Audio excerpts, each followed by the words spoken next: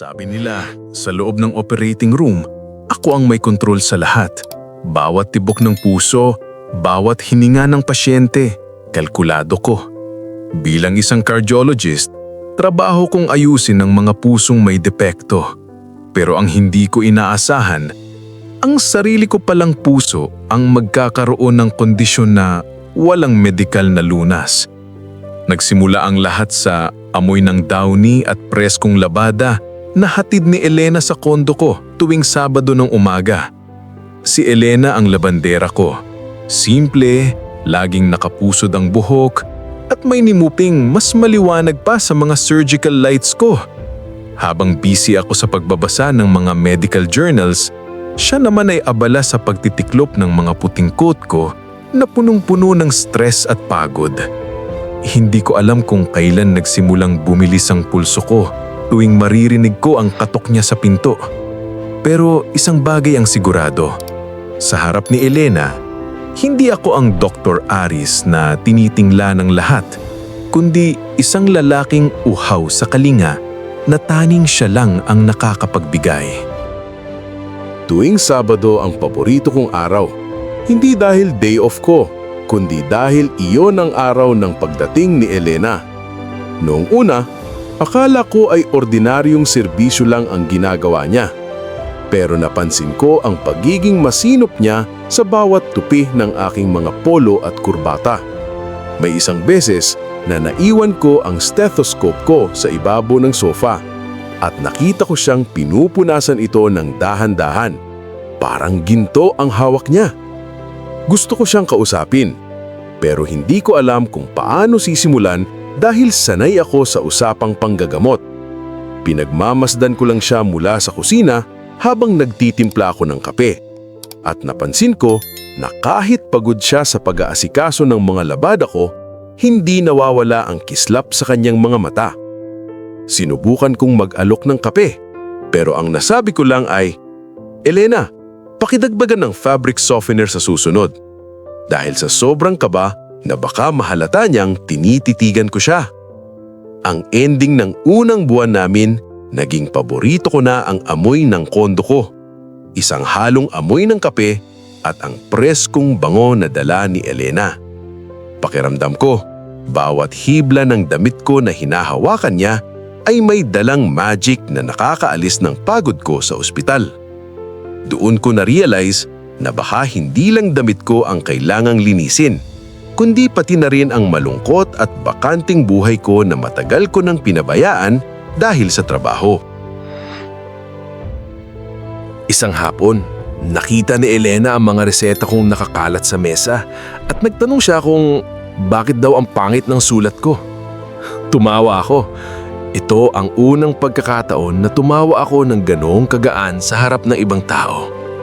Sabi ko, "Elena, ganyan talaga ang mga doktor. Kailangan mabilis magsulat para maraming mailigtas." Sumagot siya habang nagtatahi ng butones ng coat ko. "Kahit gaano kabilis ang sulat mo, Dok, dapat binabasa rin ang nararamdaman ng pasyente." Parang tinamaan ako ng kidlat sa sinabi niya. Simple lang pero tumago sa puso ko. Sinubukan ko siyang asarin. Sabi ko, "Bakit, Elena? Marunong ka bang bumasa ng puso?" Bigla siyang namula at mas binilisan ang pagtatahi, habang ako naman ay lihim na kinilig sa naging reaksyon niya. Simula noon, naging habit ko na ang mag-iwan ng mga maliliit na note sa loob ng bulsa ng mga coat na lalabhan niya. Mga simpleng, "Thank you" o "Ingat ka pa uwi." Tampuhan naman ang drama namin nung isang beses na nakita ko siyang may kausap na lalaki sa labas ng kondo ko. Mukhang manliligaw niya. Buong araw akong naging masungit sa hospital. Kahit ang mga nurse ko ay nagtataka kung bakit ang higpit ko sa mga rounds. Nung dumating siya para kunin ang labada, hindi ko siya pinansin at dire-diretso lang ako sa kwarto ko. Pero nung makita ko nag-iwan siya ng isang pirasong pandesal sa mesa na may nakasulat na, "Huwag masyadong magpagod, Doc," biglang natunaw ang lahat ng selos ko. Nagkaroon ng gabi na sobrang lakas ng ulan at nag-brown out sa buong building at nagkataon na si Elena ay hindi pa nakakauwi dahil tinapos niya ang tambak kong labada. Nakita ko siyang nanginginig sa takot sa dilim sa gitna ng sala ko, kaya kumuha ako ng kandila at tumabi sa kanya. Doon ko nalaman na may takot pala siya sa kulog at kidlat dahil sa isang karanasan noong bata pa siya sa probinsya. Hinawakan ko ang kamay niya para pakalmahin siya. Ang kamay na sanay sa sabon at tubig, pero sa akin ay pakiramdam ko ay ang pinakamalambot na bagay sa mundo. Sabi ko, "Huwag kang matakot, Elena. Andito ang doktor mo." Kahit madilim, ramdam ko ang titig niya sa akin. Isang titig na puno ng pagtitiwala at baka higit pa doon. Gusto ko siyang halikan nung gabing iyon, pero nanaig ang pagiging profesional ko dahil ayokong isipin niyang tinatake advantage ko ang sitwasyon. Nung bumalik ang kuryente, bigla siyang lumayo at nagpaalam na uuwi na kahit basa pa ang kalsada. Hinabol ko siya sa lobby at pinilit na ihatid gamit ang kotse ko kahit na ayaw niya dahil baka daw madumihan ng upuan ko. Sabi ko, "Elena, mas mahalaga ka kaysa sa kahit anong gamit dito sa mundo." Tahimik lang kami sa biyahe, pero ang kamay ko ay nanginginig pa rin sa steering wheel dahil sa naging lapit namin kanina. Isang distansya na hindi ko akalaing na matatawid ko bilang isang doktor sa kanyang labandera. Dumating ang pamilya ko mula sa US para sa isang charity event at dun ko naramdaman ang agwat ng mundo namin ni Elena. Ipinipilit nila sa akin ang isang kapwa ko doktor, si Dr. Stella, na maganda, mayaman at bagay daw sa estado ko. Habang nasa dinner kami, nakita ko si Elena sa malayo na naglalakad bitbitang mabigat na basket ng labada ko na nakalimutan kong kunin. Parang sinaksak ang puso ko nung makita kong tinitignan niya ako mula sa labas ng restaurant bago siya mabilis na umiwas at tumalis. Kinabukasan, hindi siya sumipot sa kondo ko at ang mga sumunod pang Sabado ay wala ring Elena na kumatok sa pinto ko. Ang tanging dumating ay ang pinsan niya na nagsabing hindi na daw makakapaglabada si Elena dahil kailangan itong umuwi sa probinsya. Hindi ko na naitago ang galit ko sa sarili ko. Bakit ko hayaang maramdaman niya na ikinahihiya ko siya? Sa loob ng hospital, distracted ako. Halos magkamali ako sa pagbasa ng ECG dahil ang isip ko ay nasa isang babaeng may amoy ng fabric softener. Sinubukan kong tawagan ng number niya pero unattended na ito at ang bawat sulok ng kondo ko ay parang namatayan ng bango. Inasar ako ng mga kasamahan kong doktor kung bakit daw ako matamlay.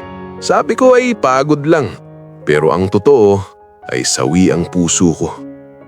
Doon ko na-realize na baliwala ang lahat ng titulo at pera ko kung ang kaisa-isang taong nagparamdam sa akin ng tunay na kalinga ay nawala na dahil sa sarili kong kaduwagan. Hindi ko na kinaya ang pangungulila, kaya kumuha ako ng leave sa ospital. Isang bagay na hindi ko ginagawa sa loob ng 5 taon. Tinuntun ko ang address ng probinsya ni Elena sa Laguna gamit ang record na nakuha ko sa pinsan niya. Habang nagmamaneho ako sa gitna ng mga bukirin, pinagtatawanan ko ang sarili ko. Isang heart surgeon, naliligaw sa putikan para lang sa isang labandera. Pero bawat putik sa gulong ko ay parang badge of honor sa pag-ibig ko para sa kanya. Nahanap ko ang maliit nilang bahay malapit sa isang ilog at doon ko siya nakita. Nagluluto ng hapunan habang nakasuot ng simpleng duster. Nung makita niya ako, nabitawan niya ang hawak niyang sandok at hindi siya makapagsalita sa sobrang gulat. Lumapit ako sa kanya, hindi bilang si Dr. Aris, kundi bilang ang lalaking hindi makatulog dahil wala nang bango ng kanyang mga damit. Sabi ko, "Elena, bakit mo ako iniwan nung walang paalam? Alam mo bang wala nang tumitibok ng tama sa puso ko simula nung umalis ka?"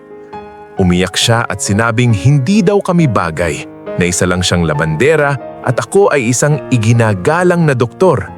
Hinawakan ko ang magkabilang balikat niya at tinitigan siya sa mata. "Elena, ang puso ay walang pinipiling kurso o katayuan. Ikaw ang nagturo sa akin na ang pinakamahalagang operasyon ay ang pagbukas ng puso para sa taong mahal mo." Niyakap ko siya sa gitna ng usok ng kusina at sa sandaling iyon, alam kong wala ng stethoscope ang makakasukat sa saya na nararamdaman ko. Ibinalik ko si Elena sa Maynila, pero hindi na bilang labandera ko, kundi bilang girlfriend ko na ipapakilala ko sa buong mundo. Siyempre, hindi naging madali ang lahat. Maraming nagbulong-bulungan sa ospital at sa pamilya ko, pero wala na akong pakialam. Inasar ko si Elena, sabi ko, mula ngayon, ang labada ko ay machine wash na lang dahil ang mga kamay mo ay gagamitin mo na lang sa paghawak sa kamay ko. Namula siya at binatukan ako, ang paborito niyang paraan para sabihing corny ako. May isang event sa ospital kung saan kailangan kong mag-speech at isinama ko si Elena bilang date ko. Suot ang isang simpleng pero napakagandang gown.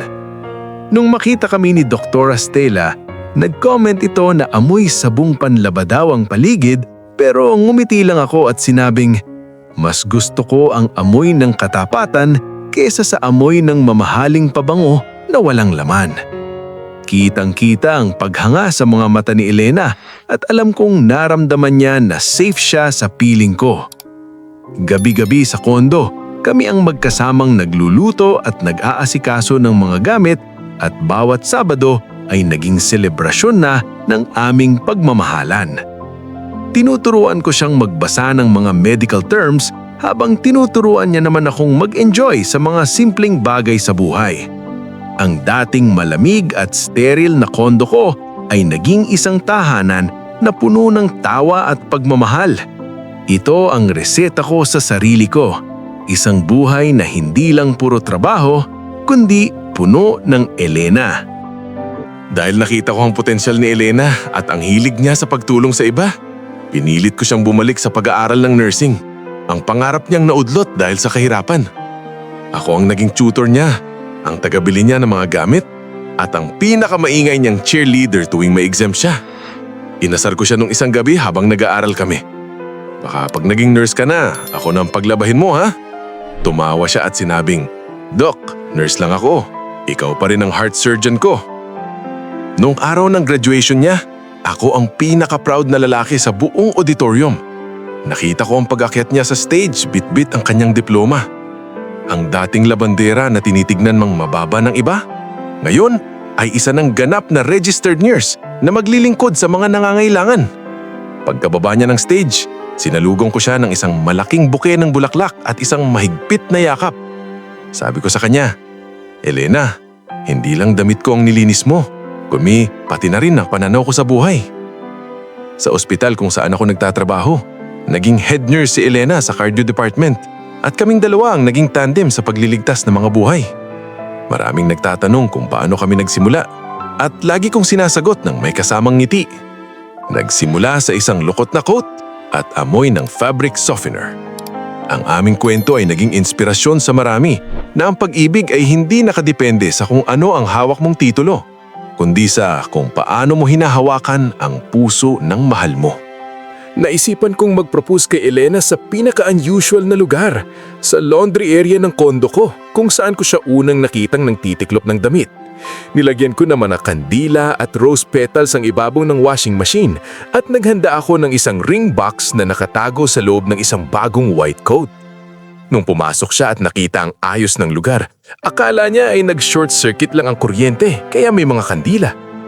Nung lumuhod ako sa harap niya, hindi ko mapigilang manginig ang boses. Elena, ikaw ang nagturo sa akin na ang pinakamahalagang bahagi ng pagiging doktor ay ang pagkakaroon ng puso. Gusto kong ikaw ang maging huling pasyente at huling doktor ng buhay ko. Will you marry me? Umiyak siya ng sobra, yung iyak na puno ng ligaya at hindi makapaniwala. Sinuot ko sa kanya ang singsing sa gitna ng amoy ng detergent at fabric softener, ang amoy ng aming simula. Ang kasal namin ay hindi naging magarbo. Ginanap lang ito sa probinsya nila Elena, malapit sa ilog kung saan ko siya sinundan noon. Ang mga bisita namin ay mga nurses, doctors at ang mga kakapwa niyang labandera noon sa Maynila, isang halo-halong selebrasyon ng pagkakapantay-pantay. Sa bawat sumpaan namin, ramdam ko na ito na ang pinakamatagumpay na operasyon ng buhay ko. Ang heart surgeon ay formal ng tali sa kanyang kaisang-isang reyna. Pagkatapos ng kasal, Pinili naming mag-honeymoon sa isang simpleng resort sa Laguna para mabisita rin ng pamilya ni Elena. Doon, naramdaman ko ang tunay na kapayapaan na hindi ko nahanap sa kahit anong luxury travel sa abroad. Naglalakad kami sa ilalim ng mga puno ng niyog, hawak kamay, at nagpaplano para sa aming hinaharap na klinik para sa mga mahihirap. Inasar ko siya. Sabi ko, dito pala sa probinsya niyo ako dapat nag-apply bilang doktor para nahanap kita ng mas maaga. Sabi ni Elena, lahat daw ay may tamang panahon at ang pagiging labandera niya ang naging tulay para makita ko ang halaga ng pagpapakumbaba. Ngayon, kaming dalawa ay hindi na lang mag-asawa, kundi mag-partner sa pagtatayo ng isang foundation na tutulong sa mga batang gustong mag-aral ng medisina pero walang kakayahan. Ang bawat sentimo na kinikita ko bilang doktor ay may bahagi na para sa pangarap ng iba dahil kay Elena. Gabi-gabi kaming nakatingin sa mga bituin, nagpapasalamat sa tadhana na nagpadala ng isang labandera sa kondo ng isang masungit na doktor. Narealize ko na sa pag-ibig, kailangan mo ring labahan ang sarili mong mga pagkakamali at patuyuin ang iyong mga luha para maging handa sa bagong bukas. Ang aming kwento ay hindi natatapos sa happily ever after, kundi sa continuously healing together. Ngayong may dalawa na kaming anak, isang batang lalaki na gustong maging doktor at isang batang babae na amoy fabric softener din ang bango, masasabi kong kumpleto na ang reseta ng buhay ko. Tuwing Sabado, tradisyon pa rin namin na mag-asikaso ng aming sariling labada. Pero sa pagkakataong ito, tawanan at kwentuhan na ang kasama nito. Si Elena ay isa ng iginagalang na chief nurse at ako naman ay patuloy pa ring nag-oopera pero mas malaki na ang puso ko ngayon. Ang diary kong ito ay puno na ng mga alaala ng aming simula mula sa unang choknat ay stethoscope pala hanggang sa aming huling paglalakbay. Isang paalala ito na ang pag-ibig ay hindi nakikita sa kintab ng sasakyan o sa taas ng pinag-aralan, kundi sa kung paano mo pinahahalagahan ang bawat tupi ng buhay ng kasama mo. Sarado na ang medical records ko, pero bukas na bukas ang pinto ng aming tahanan para sa mas marami pang kwento ng pag-ibig. Sa bawat operasyon na ginagawa ko, lagi kong naaalala ang sinabi ni Elena. Dapat binabasa rin ang nararamdaman ng pasyente at dahil sa kanya, natutunan kong basahin ang bawat tibok ng puso ko na nagsasabing, Elena, ikaw ang habang buhay kong kalinga. Wala nang masasaya pa sa isang doktor na nahanap ang kanyang lunas sa piling ng babaeng taning kailangan lang ay pagmamahal. Dr. Aris and Elena signing off. Malinis, mabango, at punong-puno ng pag-ibig. Oh, ano mga Mari at pare? Sabi ko sa inyo, walang stethoscope ang makakasukat sa lalim ng pag-ibig ni Dr. Aris kay Elena. Mula sa amoy ng fabric softener hanggang sa pagiging registered nurse, napatunayan nila na ang puso ay hindi nakatingin sa diploma o sa basket ng labada. Ang tunay na lunas sa lungkot ay hindi matatagpuan sa kahit anong butika, kundi sa piling ng taong handang maglinis ng iyong mga pagkakamali at magbigay ng bango sa iyong madilim na mundo. Sana ay naging inspirasyon sa inyo ang kwento ni Aris at Elena ngayong papasok ang panibagong yugto ng ating buhay. Tandaan, hindi mahalaga kung ano ang trabaho mo ngayon. Ang mahalaga ay kung paano ka nagmamahal ng tapat at totoo. Mag-ipon na kayo ng detergent at lakas ng loob. Baka ngayong taon ay matagpuan nyo na rin ang inyong Dr. o Elena sa inyong buhay. Maraming salamat sa pakikinig at panonood at hanggang sa muli nating kwentuhan dito sa ating channel. Manigong bagong taon sa inyong lahat at maligayang pagsalubong sa 2026. Sana ay manatiling mabango at malinis ang inyong mga puso. Bye-bye!